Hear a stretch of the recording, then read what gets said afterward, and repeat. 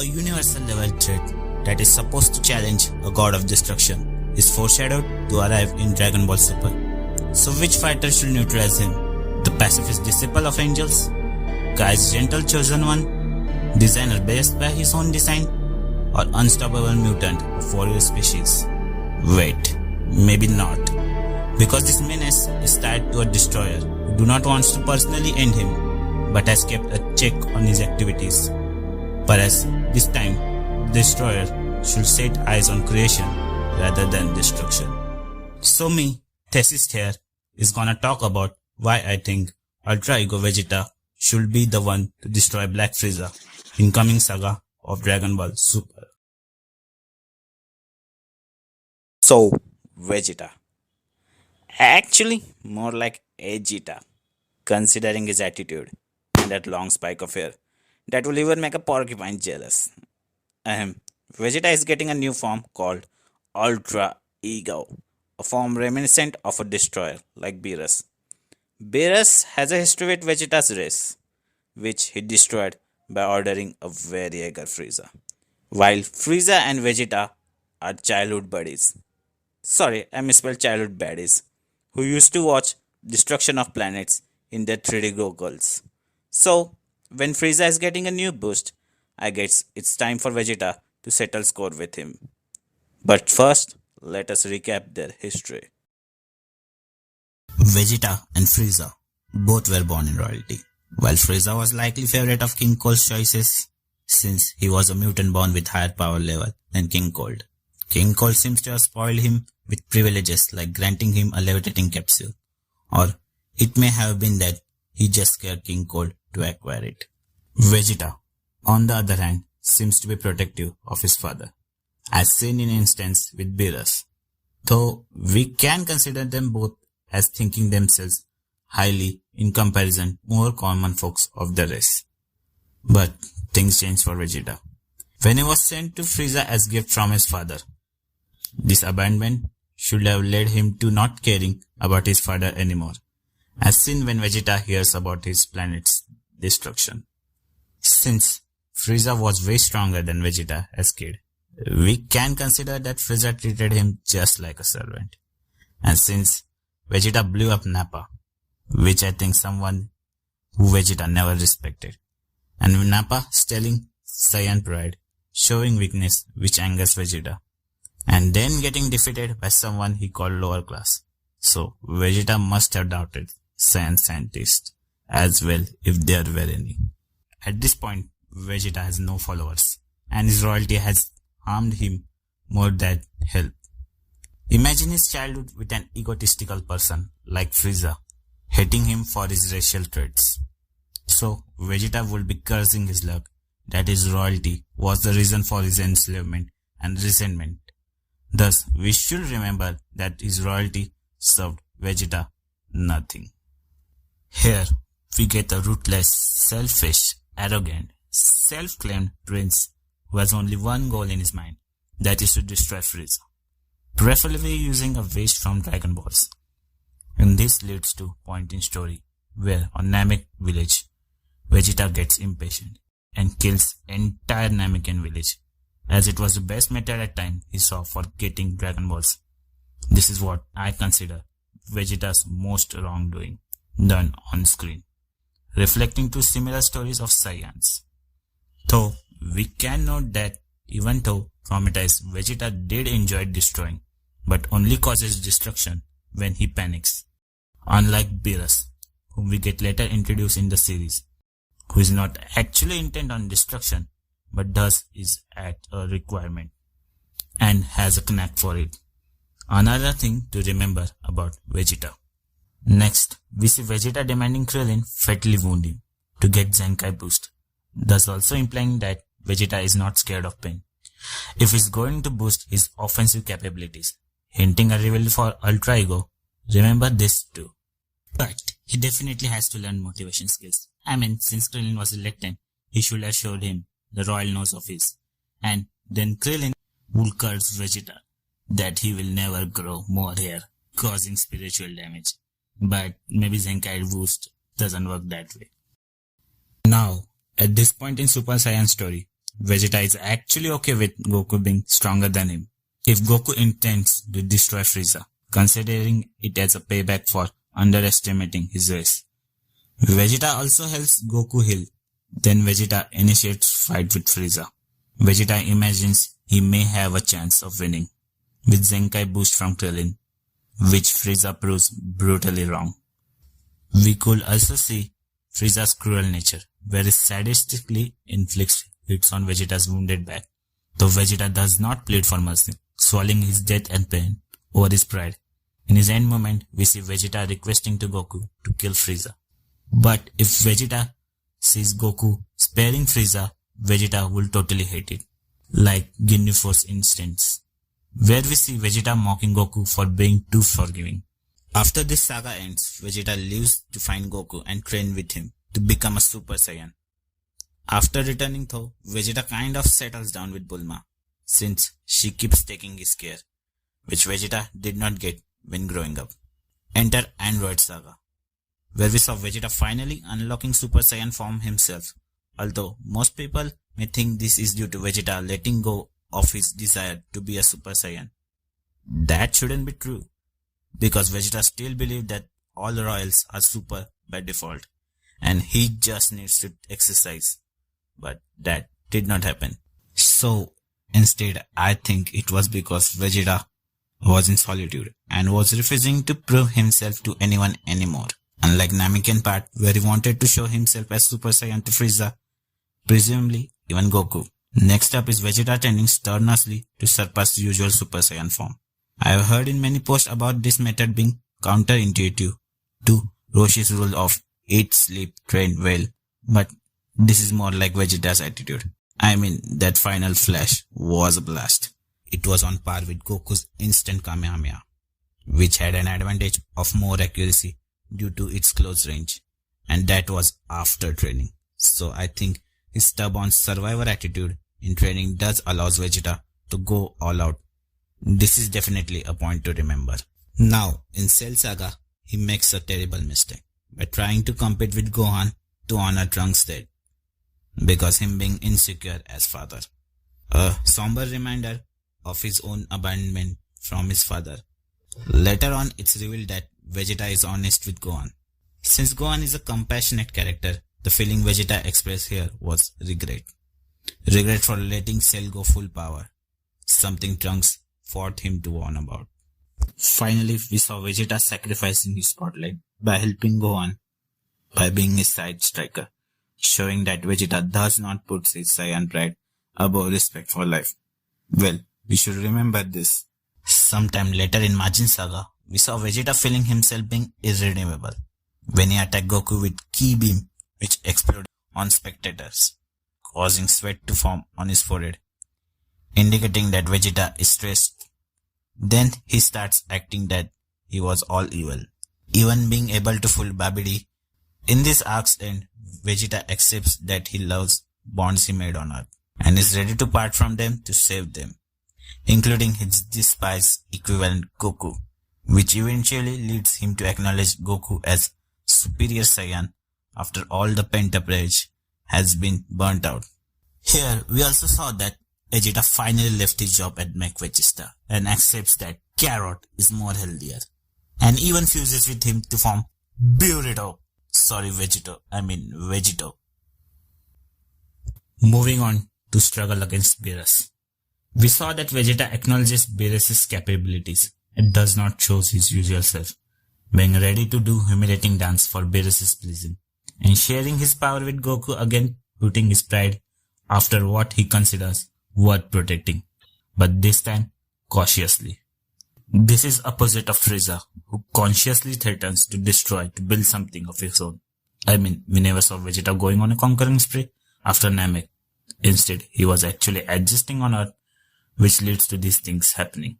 Next impression of Vegeta we saw is when he is trying to teach Cabba about being Super Saiyan, showing that power requires purpose, and that Cabba should be ready to protect his peers at any cost. This shows that Vegeta is actually believing in protecting lives than causing mayhem. Now, we can conclude that Vegeta has definitely grown from a selfish person to righteous in many ways. But still, many of his misdeeds has been not atoned for.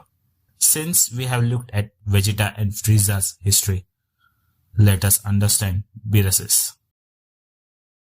Beerus, the god of destruction, is an eraser of plates and sometimes planets, has a saying that before creation comes destruction. Let us take an example of that. Suppose you are drawing something and what you have drawn is not appealing to audience.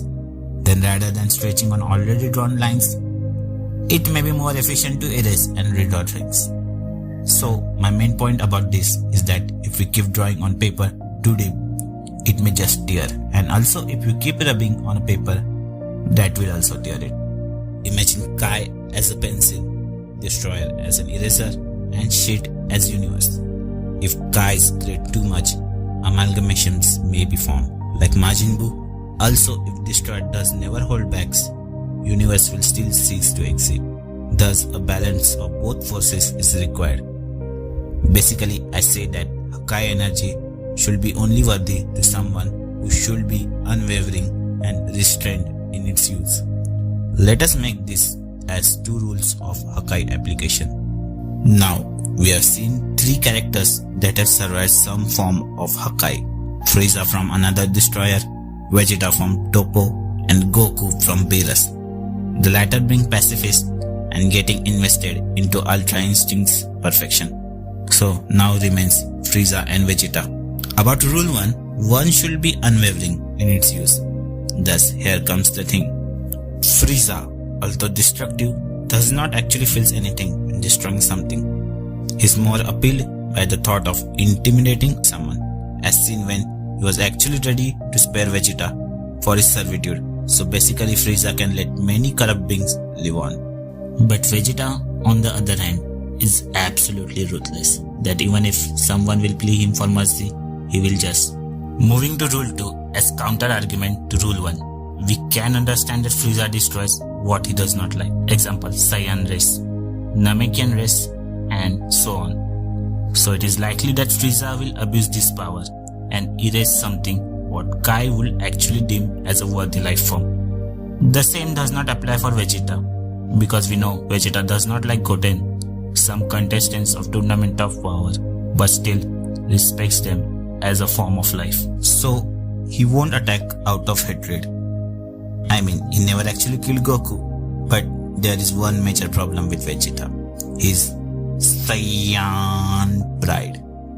Yes, his bloodline was one of the most destructive species in the universe, and that is where I propose some of my ideas for Vegeta to leave this flaw behind in the past, where it belongs. We can see Vegeta training intensely to improve Super Saiyan Blue with Beerus. Beerus explaining meaning of his words similar to ones I said before. Then Vegeta asks him how many planets he destroyed. Beerus lists them all, and by mistakes also lists about Saiyan's home planet Vegeta. Then Vegeta claims that it was Frieza. Beerus now finally exposes the truth, causing Vegeta to abandon his training with Beerus, because his Saiyan pride is calling him. Vegeta then goes near destroyed planet Vegeta and imagines himself as its ruler.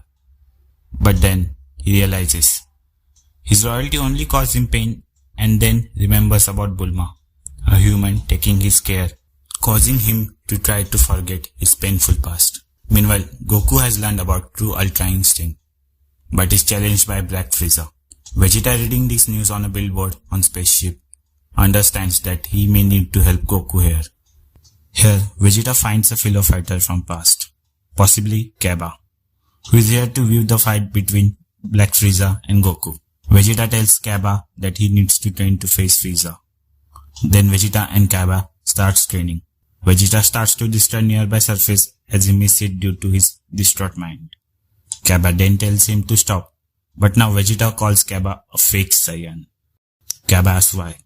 Vegeta then recalls his past days, when he killed many beings just to prove his might. Then Kaba gets angry and tells him that there is no difference between him and Frieza. Vegeta feels guilty. He then stops attacking, but is still in Super Saiyan Royal Blue. Angry Kaba keeps battering Vegeta. Suddenly, Vegeta roars and and due to the pain, he goes into pseudo alter ego and destroys a nearby planet, causing Kaba to get shocked. Vegeta then goes on a rampage of destroying stuff around him. Suddenly, Kaba gets hit by Vegeta's blast to save a spaceship, snapping Vegeta out of that trance. Vegeta, realizing his mistake, rushes to nearby planet. That planet is with Namekians. Vegeta asks them to help him, and he remembers about similar beings he killed in his past. Kaba then wakes up. Kaba tries to protect Namekians from Vegeta. Vegeta then realizes his misdeeds, announces that he is finally leaving his Saiyan's destructive legacy in past, ending the abusive relationship, and tells Kaba to help him against Frieza. Then they both go to Whis and Beerus for help. Whis is training Goku. Goku, who is ever the pacifist, states that he will only stop Frieza, refraining from killing him. Vegeta then goes to Beerus to tell about his changed opinion on Saiyans. Beerus then replies that he actually trusts Vegeta and that even Saiyans can have exceptions. Beerus also informs Vegeta that he has only learned half the role of a destroyer and that his guilt is keeping him away from his actual destructive nature. But later also confirms that Vegeta can use Hakai if he finally accepts the full. Kaba then tells Vegeta there is nothing to do here anymore, so he suggests they disguise themselves as prisoners and infiltrate Frieza's ship and ambush him. Vegeta agrees on that and does as per the plan. At the ship cell, they meet a Frost Demon prisoner. Kaba says that they shouldn't trust his phrase, as proven before. Now it's Vegeta who is stating that everyone can choose their path, just like him. Stranger then thanks Vegeta for not being biased. Vegeta says he still doesn't trust a Frost Demon, calling him a prisoner. Vegeta asks Stranger why Frieza enslaved his own race. Stranger states that Frieza fears his own race too, just like he fears Saiyan, and that Frieza is a tyrant of Frost Demons, who always wants seat of power. Vegeta explains his side to Stranger. Stranger then tells Vegeta that Frieza is a mutant of their race, and that is why he is paraphysically durable, stating the need to focus his power on a point, eventually teaching Vegeta finger laser technique. Then they try to escape the cell to ambush Frieza. A big door is blocking their way. Stranger states that it is a biological amalgamation, and that regenerates whenever something is thrown at him. Vegeta then remembers Beerus talking about taking down mutant plants. Beerus is saying, and the principle of Destroyer's role. Vegeta then is able to produce some sort of Hakai energy to destroy the door, shocking everyone. Meanwhile, true Ultra Instinct Goku is about to be killed by Black Frieza, and suddenly Ultra Ego Vegeta enters arena and starts the fight with Frieza. Each hit is making him stronger, where he slowly starts to overpower Frieza. Kaba and Stranger are taking on goons, and in midst of battle, Frieza launches Hakai against audience. Vegeta counters with hits, but as Frost Demons are superior shooters, Frieza's Hakai starts to push Vegeta's. Then Vegeta remembers Stranger's finger laser technique.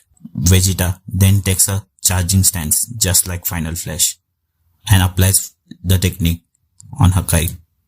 His Hakai then is able to cut through Frieza's and hits him.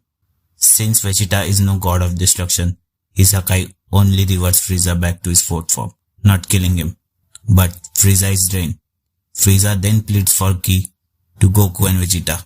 Goku realizes his fault and demands Vegeta not listen to him, but Vegeta transfers his ki to Frieza. Beerus then comes near Vegeta and gives him a doubting eye about his decision to spare Frieza. Then we see that Vegeta is actually smiling. It is later revealed that Vegeta didn't give Frieza his ki, but Hakai energy, causing him to be destroyed internally. Vegeta then describes that Frieza is a mutant, and he can be truly destroyed only through inside. Whis remarks on Vegeta's intelligence. Before this arc ends, Vegeta does imply a Pride troopers like Intergalactic Police Force should be stationed to handle destructive races like Saiyans and Frost Demons, and demands that Stranger be its leader. He also calls stranger by a new slang name as a sign of respect. He also tells Kaba to enact rules for this new organization. So, in this way, Vegeta can prove that he does actually respects reasonable life forms by sparing a frost demon, keeping his racial past aside to learn an important technique from him, and demanding an intergalactic police force to protect the weaker races. Also, Vegeta is finally abandoning his old Saiyan ways to begin redeeming Saiyan pride in his new ways, and retaining his destructive nature, leading him to pass the test of a destroyer, which Frieza couldn't. This also speaks about Vegeta's true personality of being ready to harm himself if it fuels his explosive moves like Galick Gun or Final Explosion, and staying steady attitude to charge Final Flash-like moves. His Super Saiyan Grade 2 also suggests his steadfast nature to endure reckless training in deal of losing mobility and increasing damage, all favoring Ultra Ego's principle. And since Frieza is the reason for Vegeta's trauma, I think it's fitting for Vegeta to be the one to finish him. This sequence also shows that Vegeta has made a firm relation with Beerus, similar to Goku and Whis, keeping Goku and Vegeta as equal. Well, I do hope they give Ultra Ego Vegeta a pointy hair look to maintain his age. So, if you did like my take on this Dragon Ball Super saga, hit the like button, share this video with DBS fans you know, and subscribe for future updates. Although, I advise to keep notifications on personalized, as I will be uploading content for other entertainment medias. Thank you for viewing. Thesis out.